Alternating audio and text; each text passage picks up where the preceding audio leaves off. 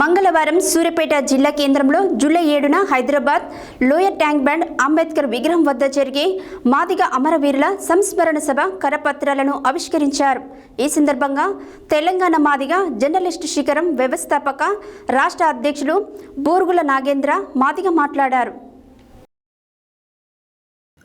మంగళవారం సూర్యాపేట జిల్లా కేంద్రంలో జూలై 7న Hyderabad lower tank bund Ambedkar విగ్రహం వద్ద జరిగే మాదిగ అమరవీర సంస్మరణ సభ కరపత్రాలను ఆవిష్కరించారు. ఈ సందర్భంగా తెలంగాణ మాదిగ జర్నలిస్ట్ శిఖరం వ్యవస్థాపక రాష్ట్ర అధ్యక్షులు బూరుగుల నాగేంద్ర మాదిగ మాట్లాడారు. గత 3 దశాబ్దాలుగా మాదిగ ఉపకులాల ప్రజల ఎస్సీ ఎస్టీ వర్గీకరణ పోరాడుతుండే కేంద్రంలో రాష్ట్రంలో ఉన్న పాలకులు మాదిగలను కేవలం ఓట్లేసే యంత్రాలుగానే చూస్తున్నారని తప్ప వర్గీకరణ విషయంలో నాన్చుడు ధోరణి అవలంబించారని మండిపడ్డారు. మూడోసారి కేంద్రంలో అధికారంలోకి వచ్చిన మోడీ పార్లమెంట్లో ఎస్సీ ఎస్టీ వర్గీకరణకు చట్టబద్ధత కల్పించాలని డిమాండ్ చేశారు. జూలై 7న హైదరాబాద్లో జరిగే మాదిగ అమరవీర సంస్మరణ సభకు రాష్ట్రం నలుమూలల నుండి మాదిగ జర్నలిస్టులతో పాటు మాదిగలు అధిక సంఖ్యలో హాజరై విజయవంతం చేయాలని కోరారు. ఈ కార్యక్రమంలో నాయకులు వల్దాస్ ప్రవీణ్ మాదిగ, కనుకురవి, గూడాపురి ప్రభాకర్, ఊట్కు రవీందర్, రూతర్, నందిపాటి సైదులు, వేల్పుల ప్రవీణ్ తదితరులు పాల్గొన్నారు.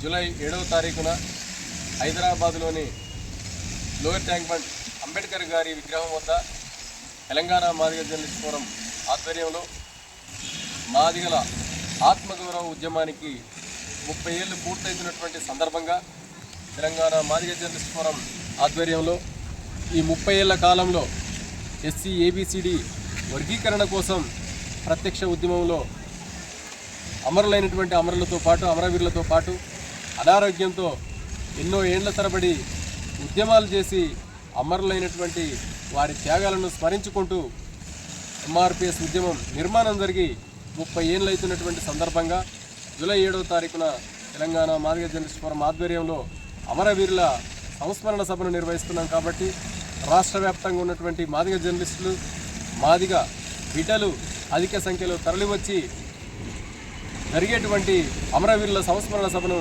విజయవంతం చేయాలని పిలుపునిస్తున్నాం. అదేవిధంగా 30 ఏళ్ల సుదీర్ఘకాలం పాటు ఎంఆర్పిఎస్ ఏబిసిడి వర్గీకరణ కోసం పోరాటాలు చేస్తుంటే కేంద్రంలో రాష్ట్రంలో ఉన్నటువంటి పాలక పార్టీలు కేవలం ఓటు బ్యాంకుగానే మాత్రమే మాదిగలను చూస్తున్నాయి తప్ప న్యాయమైనటువంటి ఏబిసిడి వర్గీకరణ చేయట్లేదు. 3వసారి అధికారంలోకి వచ్చినటువంటి మోడీ ఈసారైనా పార్లమెంటులో ఎస్సీ ఏబిసిడి వర్గీకరణ బిల్లును ప్రవేశపెట్టి వర్గీకరణ అంశాన్ని తేల్చాల్సిందిగా డిమాండ్ చేస్తూ ఉన్నాం.